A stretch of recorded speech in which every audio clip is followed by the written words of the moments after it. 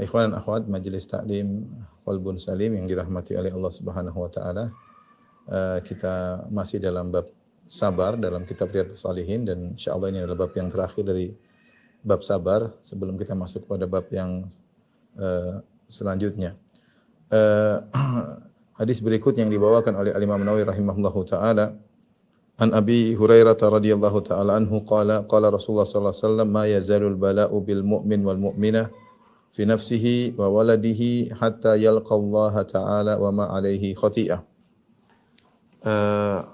Kata Nabi sallallahu alaihi wasallam senantiasa ma yazalu artinya senantiasa ma yazalul bala'u bil mu'min, senantiasa ujian menempel pada seorang mukmin. Di sini Nabi menggunakan huruf ba bil mu'min seakan-akan menempel ya, yaitu senantiasa ujian melazimi laki mukmin wal mukminah dan wanita mukminah fi nafsihi berkaitan dengan dirinya wa waladihi berkaitan dengan anaknya hatta yalqallaha ta'ala wa ma alaihi khati'ah, sampai dia bertemu dengan Allah Subhanahu wa taala dan dia tidak memiliki dosa sama sekali.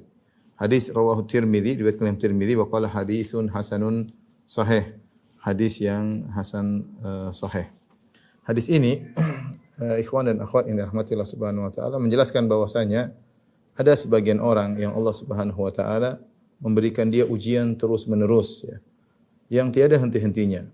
Sehingga seorang mukmin atau seorang mukminah berpindah dari satu ujian menuju ujian berikutnya ya. Karena kita tahu bahwasanya kehidupan ini memang adalah medan ujian ya.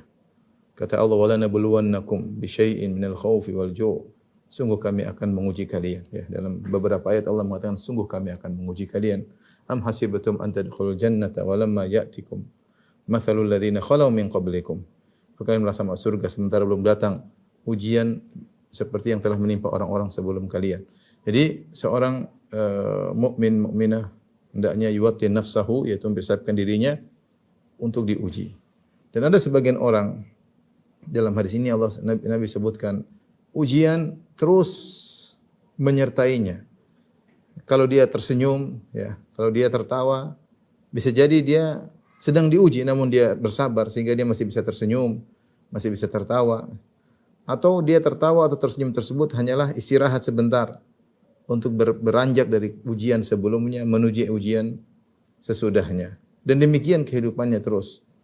Dan ternyata ujian-ujian tersebut menggugurkan dosa-dosanya. Nabi katakan senantiasa ujian menimpa seorang mukmin, seorang wanita mukminah, lelaki mukmin atau wanita mukminah, ya, pada jiwanya, terkait dengan jiwanya, terkait dengan dirinya, ya. Wa waladihi, dan terkadang terkait dengan anaknya. Ini ujian-ujian yang berat, ya. Menimpa dirinya, ya, atau menimpa anak-anaknya, ini ujian sangat berat. Lebih berat daripada ujian menimpa hartanya dan yang lainnya. Tapi apa natijahnya? Apa hasilnya? Hatta yalqallaha ta'ala wa ma alaihi khati'ah. Hingga akhirnya dia bertemu dengan Allah Subhanahu wa taala dan dia tidak punya dosa sama sekali. Satu dosa pun tidak ada. Ini berat ya. Dan ini hadis memberi hiburan kepada kita, ikhwan dan akhwat. Kalau kita sedang diuji, ujian itu banyak modelnya ya. Ujian berkaitan dengan ekonomi, berkaitan dengan keluarga, berkaitan dengan suami, berkaitan dengan istri, berkaitan dengan teman, berkaitan dengan orang tua, berkaitan dengan mertua, berkaitan dengan guru, berkaitan dengan murid, apalagi ujian sekarang terkait dengan medsos, banyak sekali. Seorang sabar menghadapinya, ketahuilah bahwasanya dosanya terus berguguran selama dia sabar menghadapi ujian tersebut. Jika taruhlah dosanya sudah habis karena ujian tersebut, maka derajatnya akan naik. Jadi tidak ada yang dirugikan seorang mukmin, seorang mukminah jika dia menghadapi ujian tersebut dengan sabar. Makanya terkadang kita lihat ada sebagian orang, ini orang kok enggak selesai ujiannya. Diuji lagi, diuji lagi, diuji lagi, diuji lagi. Bukan berarti dia orang rendah, bukan berarti dia orang terhina. Bisa jadi Allah muliakan dia dengan cara seperti itu. Ya, dengan terus dikikis habis dosa-dosanya sampai dia bertemu dengan Allah tidak punya dosa sama sekali. Karena yang buat kita masalah di alam barzakh, membuat kita bermasalah di padang mahsyar semuanya adalah dosa. Tapi kita lanjutkan hadis berikutnya. Wa an Ibni Abbasin radhiyallahu taala anhuma, dari Ibnu Abbas radhiyallahu taala anhuma, qala qadima Uyainah bin Hisn datang Uyainah bin Hisn. Uyainah bin Hisn adalah salah seorang dari Arab Badui yang dia masuk Islam, ya. Disebutkan dia masuk Islam, kemudian dia sempat murtad di zaman Abu Bakar As-Siddiq. Setelah Rasulullah SAW wafat, dia murtad. Kemudian dia kembali lagi ke dalam Islam, masuk Islam kembali. Ya. Jadi dia masih ada sisa-sisa sikap keras, sikap kaku, sebagaimana sikap orang-orang Arab Badui. Dan dia adalah seorang pembesar di kalangan orang Arab Badui, seorang pemimpin, yaitu di antara orang-orang Arab Badui. Uyainah bin Hisn. Fanazala ala ibni akhihi Al-Hur bin Qais. Dia suatu hari datang ke kota Madinah. Kemudian dia pun nginap di rumah putra saudaranya Al-Hur bin Qais. Al-Hur bin Qais. Jadi penduduk kota Madinah.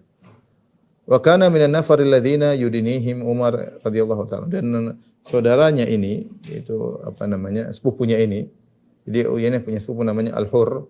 Al-Hur ini adalah salah satu dari orang-orang yang dekat dengan Umar.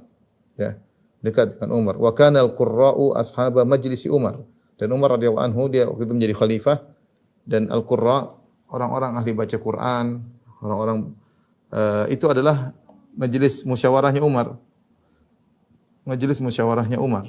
Jadi Umar punya teman-teman dekat, teman ngobrol, teman musyawarah yang mereka adalah al-qurra ahli baca Quran. Wa musyawaratihi, dan juga teman-teman yang untuk bermusyawarah dengan Umar. Kuhulan kanu au syubbanan, baik yang sudah tua maupun yang masih muda.